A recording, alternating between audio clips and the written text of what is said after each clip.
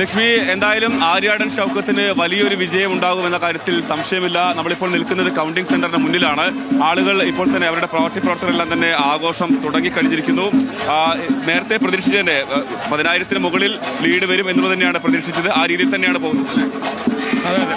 എന്താണ് ഒരു ആവേശമുണ്ട്.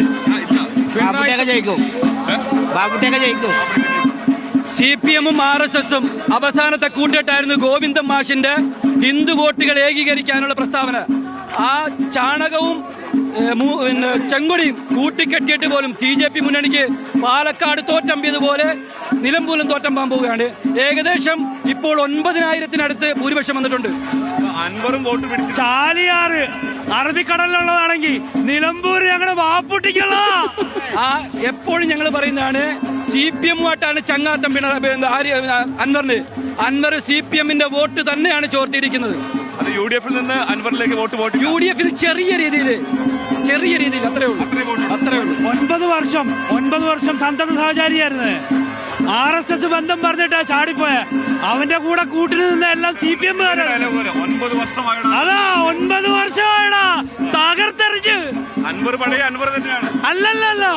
അല്ല ഒരിക്കലല്ല, മാറ്റമുണ്ട്. മാറ്റിമറിച്ച് ഞങ്ങൾ മാപ്പൂട്ടി. ആര്യാടന്റെ വേണ്ട, ആര്യാടെ പോകുമ്പോ നിലവിൽ MLA ആരാ ചോദ്യം? നിലമ്പൂരിൽ MLA ആരാ? ex-MLA ആരാ? അൻവർ.